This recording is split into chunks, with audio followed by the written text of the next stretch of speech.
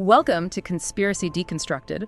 We're the place that takes these really dense, sometimes kind of mind-bending topics and tries to cut right to the heart of the debate. That sounds like a good plan. Today, we are strapping ourselves in for a conversation that honestly sits right at that crossroads of technological excitement and, frankly, existential fear. The technological singularity. That's right. And, for this deep dive, we're really tackling that core hypothesis. Yeah. Will artificial intelligence inevitably trigger this intelligence explosion, the singularity? Yeah, sure. And it's not just philosophy anymore, is it? I mean, this debate, it's driving billions in R&D, massive investment, intense government focus, and, some pretty serious fears about catastrophic risks. Exactly. So our goal today, really, is to get past the hype, look at the main arguments, the evidence presented, and also, crucially, the counter-arguments based on the material you share. Okay, good. And before we jump right in, let's just quickly nail down the terms. We'll be talking about AGI, Artificial General Intelligence. That's the point where an AI can basically do any intellectual task a human can. Then the singularity itself is that sort of hypothetical tipping point. Right, the transition. Exactly, often driven by this idea of recursive self-improvement, RSI, leading to ASI, artificial superintelligence. And ASI is the big one, intelligence that just qualitatively, quantitatively blows past all human intellect combined. Got it. Okay, let's dive in. All right, so let's just state the theory. Let's put it out there in its most dramatic, unvarnished form. Lay it on us. The technological singularity.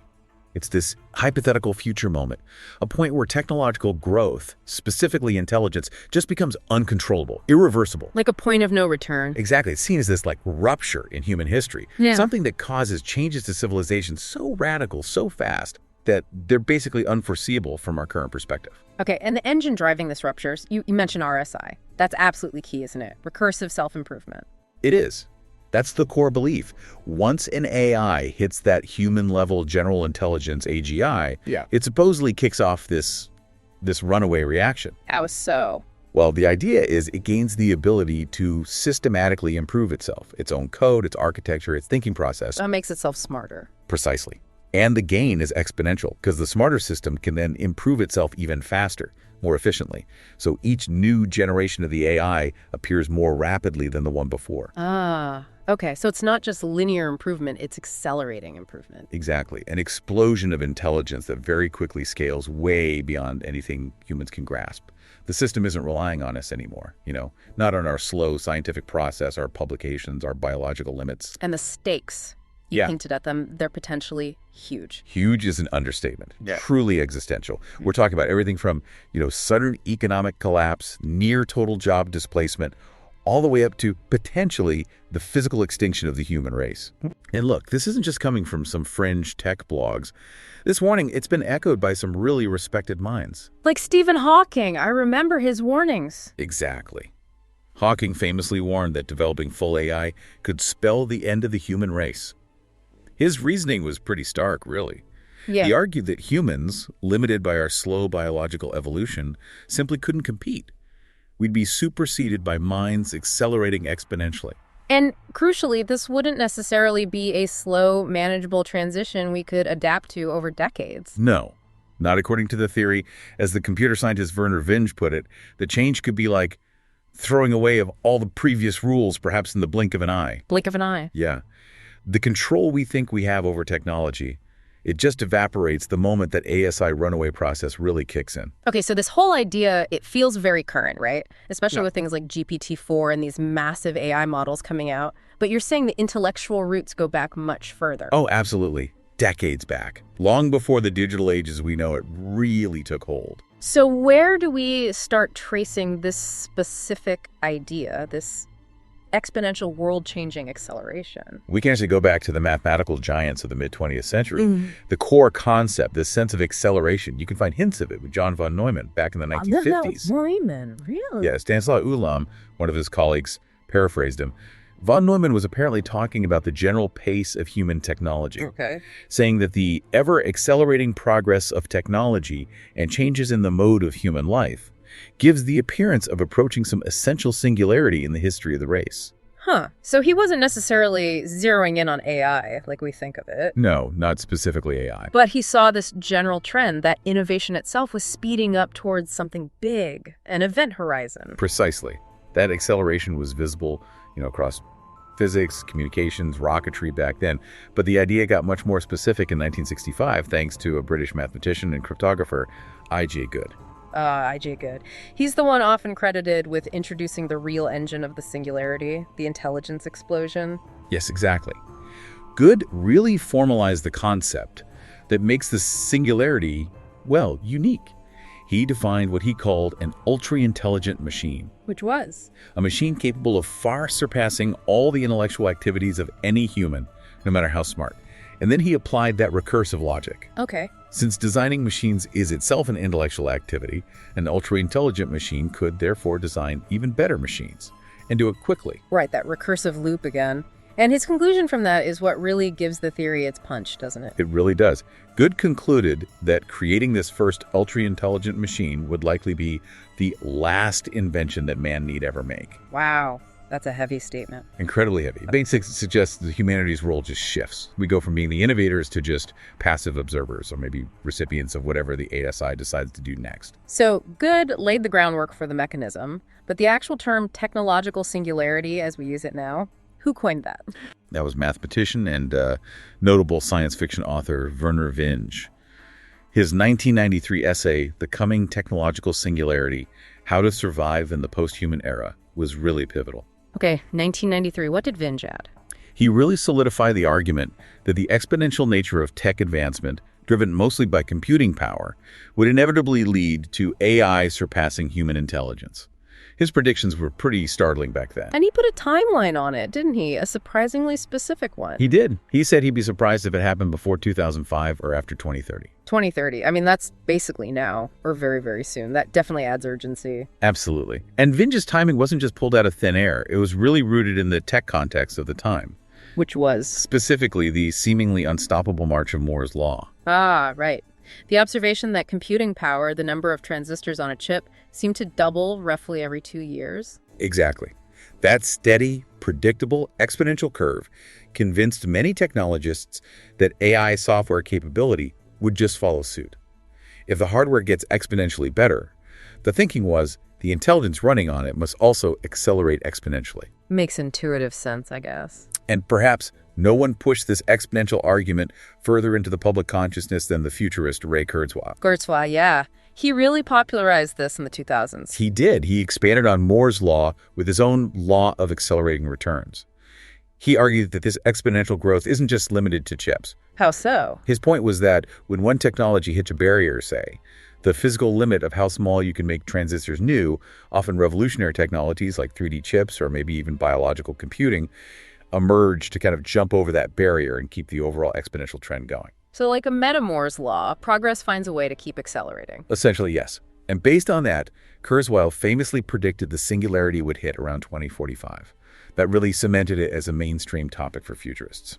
Okay, so that's the history, the origin of the idea. Now let's look at the case for the singularity, the believer's case. And it seems like recent breakthroughs with these huge AI models have really added fuel to this fire. They absolutely have. And the central argument from proponents now, often respected researchers themselves, is that skeptics are basically suffering from a kind of cognitive blind spot. They just can't wrap their heads around exponential growth. Right. I saw Julian Schrittweiser, a prominent AI expert, made this point quite forcefully. Yes, Schrittweiser, referencing his own blog post, failing to understand exponential growth again, drew a direct comparison to how people initially misjudged the COVID-19 pandemic. How so? Well, he argued people focused on the current small problems. AI making silly mistakes in coding or writing legal documents, and then concluded it's just too flawed, it'll never reach human-level performance. So focusing on present imperfections blinds you to the trajectory. Exactly. That's the self-deception, he calls it. Ignoring the underlying exponential curve. It's like looking at day 10 of that currency doubling example we talked about, where you only have $1,000, and completely missing the billion-dollar explosion coming between day 20 and 30. That's a really powerful framing. It suggests we're fundamentally bad at seeing the cliff edge until we're right over it. But proponents say there's actual data showing this exponent is already happening now. They do. The first big piece of evidence they point to is this rapid, measurable growth in software capability itself. Okay. This comes largely from a study by METR looking at AI's ability to handle long, complex software engineering tasks. And what they found, they said, was a clear exponential trend. In what exactly? They measured how long an AI could autonomously complete a complex task without needing human help. And the key finding, the duration is doubling at an exponential rate specifically, doubling about every 7 months. Doubling every 7 months. That's incredibly fast acceleration. It's staggering. To put it in perspective, models from just 7 months before the study might have choked on tasks lasting an hour. But Schrittweiser noted the latest models, things like Grok 4, Claude Opus 4.1, presumably GPT-5, are already exceeding that trend, handling complex tasks well over 2 hours long. Wow, okay, that does sound like the signature of that recursive self-improvement kicking in, at least at some level. Proponents argue it shows RSI is empirically feasible, yes.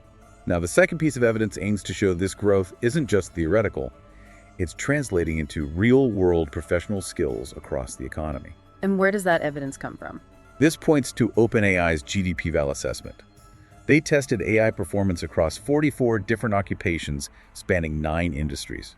And importantly, the tasks were set by actual human experts in those fields, people with an average of 14 years of experience. So real-world, specialized challenges, not just toy problems. Exactly. And the results, well, they were pretty eye-opening, especially if you're worried about jobs. What did they find? They found that the top AI models, again citing things like Claude Opus 4.1, were performing remarkably close to human expert levels on many tasks. And in some specific subtasks within those jobs, they were actually surpassing the humans. Surpassing experts in things like legal research, data analysis. Yes, highly complex, knowledge-heavy work. Specialized legal research, advanced data analysis, technical report writing. These aren't simple tasks. Okay.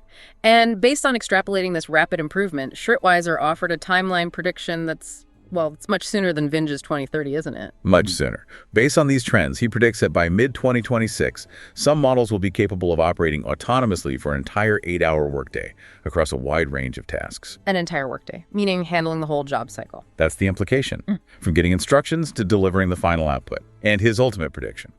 By the end of 2026, at least one model will likely reach the performance level of human experts across many industries. End of 2026. That's practically tomorrow in technological terms. That implies a massive economic upheaval within, the next 3 years? That's the forecast, yes. But hang on. Isn't just extrapolating from one study, even if it shows an exponential trend right now, isn't that just curve fitting? How do we know the next 7 months won't suddenly hit a wall? That prediction feels like it really banks on this current rapid pace, just continuing indefinitely. And that is precisely the core tension in this whole debate. You've hit the nail on the head. Yeah. We will absolutely dig into those counter-arguments next. Okay. But for the proponents, there's one more piece of evidence. The argument that recursive self-improvement isn't just a cool idea, it's actually being modeled and shown to be mathematically possible. Right, mathematically possible. Can you break down what that means? How do you mathematically model an AI improving itself? Well, it means setting up a formal system where an AI can efficiently generate and then test its own improvements. Researchers are looking at this using a few different approaches. Like what? Things like using Markov chains to model the search for better programs, or implementing embedding history's EHM architecture, where the AI learns from its past successes to guide future improvements. Another approach involves designing programs that can take other programs as input and recursively modify them. Okay, that sounds incredibly technical. Can you simplify? What's the goal of proving it's mathematically viable for the singularity argument? The core goal is to show that this process of getting smarter can actually be made super efficient. Yeah. So the explosion part isn't slowed down by just taking too long to figure out the next improvement. Right. And simulation results, like those in the Ready paper mentioned in the sources, suggest it is possible to achieve really efficient RSI. The key finding was achieving logarithmic runtime complexity relative to the size of the search space. Logarithmic runtime complexity. Okay, that's a big phrase. What does that actually mean for the speed of this potential intelligence explosion? Okay, think of it like this. Linear complexity means if the problem doubles, the time doubles.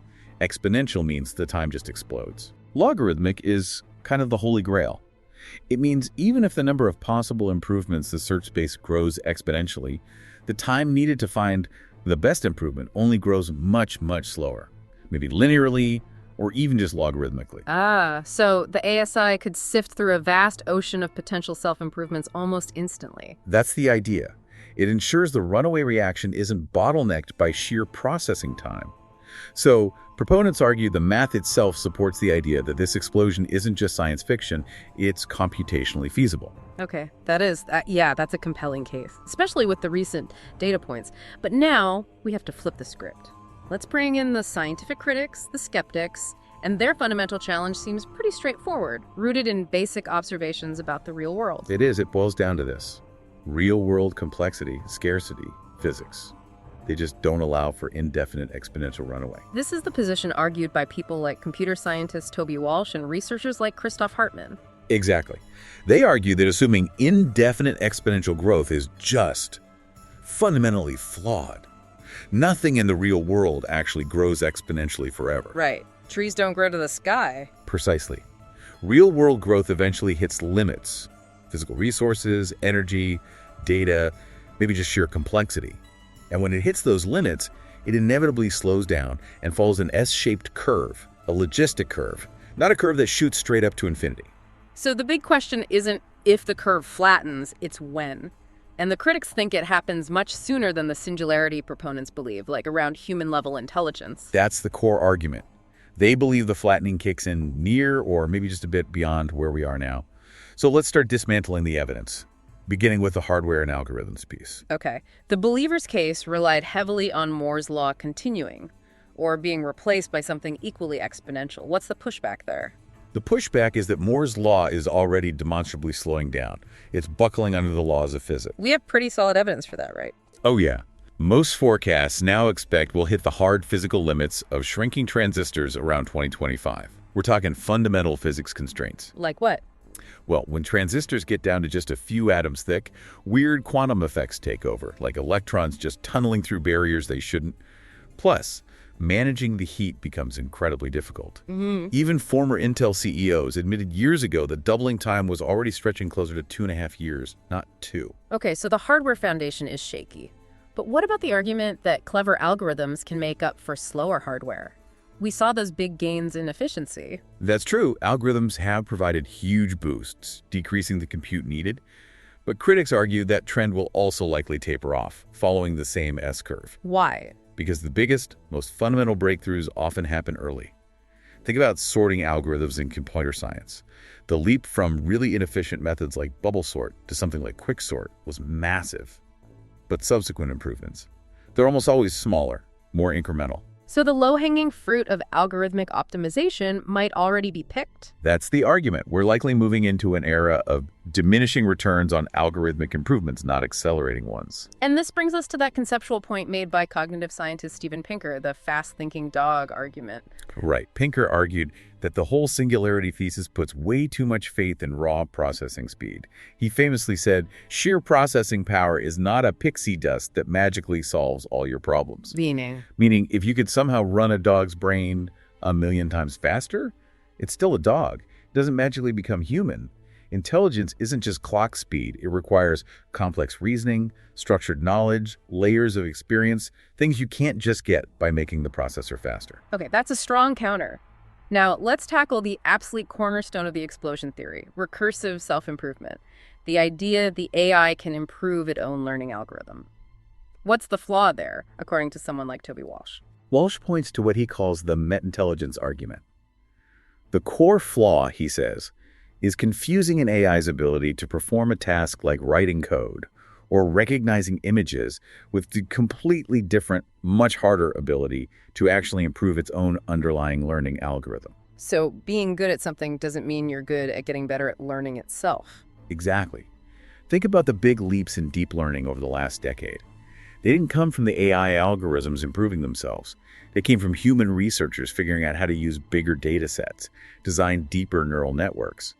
These improvements were, as Walsh puts it, hard-won by applying our own intelligence. And our own human experience shows that improving core intelligence is hard, right? Absolutely. Look at us. We struggle to significantly boost our own individual IQ quickly, Sure, we see the Flynn effect, average intelligence rising over generations due to better nutrition, education, etc. But for any one of us, getting fundamentally smarter is a slow, difficult process. Yeah, requires a lot of effort. Right.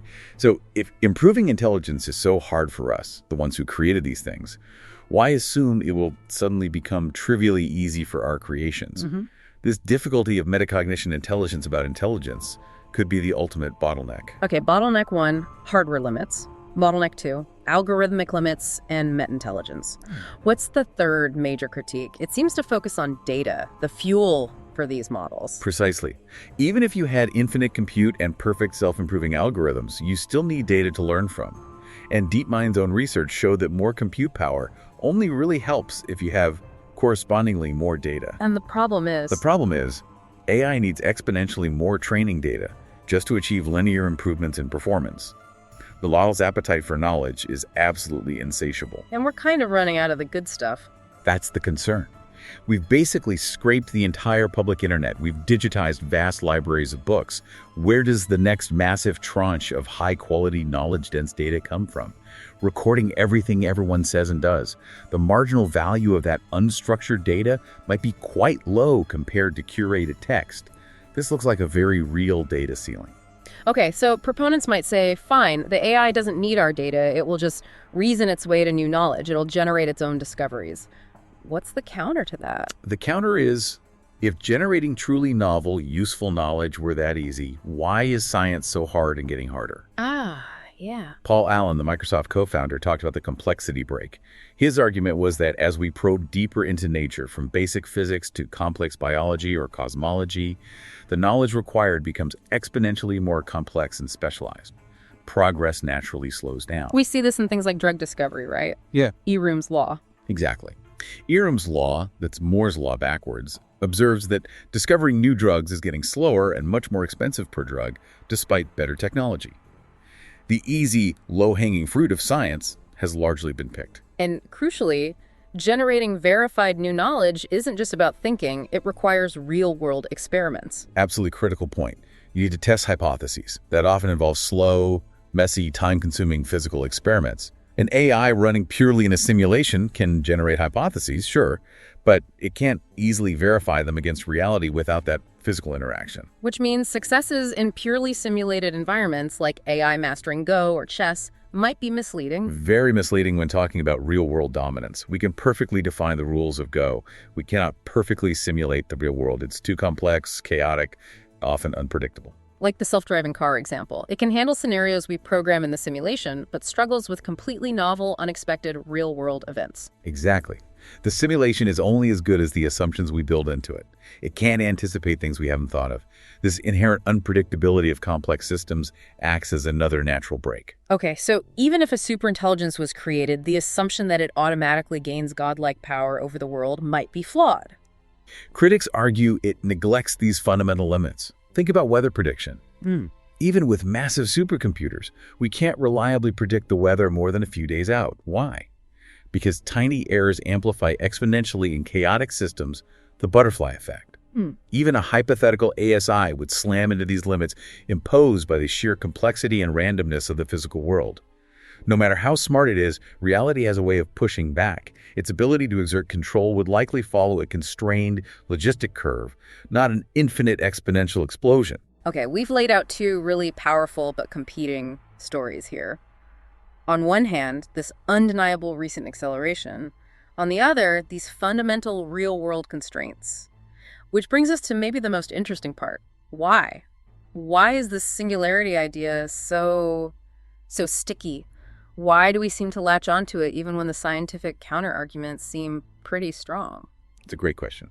And the first reason seems to be, well, baked right into our brains. A fundamental cognitive hurdle. Which is? Our basic inability to intuitively grasp exponential growth. We just don't think that way naturally. We tend to think linearly. We project the recent past forward in a straight line. Let's go back to that currency doubling analogy. It really illustrates it well. It does. You start with $1, double it every day. After 10 days, you only have about $1,000. Seems manageable. Even after 20 days, it's around $1 million. It's still comprehensible. But then, boom, by day 30, it's over $1 billion. And the vast majority of that growth, like 99% of it, happens in just those last few days. Our intuition just breaks down. Completely breaks down. And this leads to two key errors when thinking about AI and the singularity. First, we often overestimate short-term changes. We see monthly progress and think it's just a steady linear climb. Right. But second, and this is the dangerous one for the singularity debate, we drastically underestimate the potential long-term changes. We fail to really internalize what that sudden vertical rush at the end of the exponential curve would actually feel like. The sheer speed seems impossible, right up until the moment it might become reality. Beyond just misunderstanding the math, though, there seems to be a strong psychological pull to the singularity narrative itself, doesn't there? Oh, absolutely. Yeah. It offers a very powerful, cohesive story in a world that often feels overwhelmingly complex and maybe even a bit frightening. Thought so. Well, for the techno-optimists, the singularity is almost like a technological nirvana.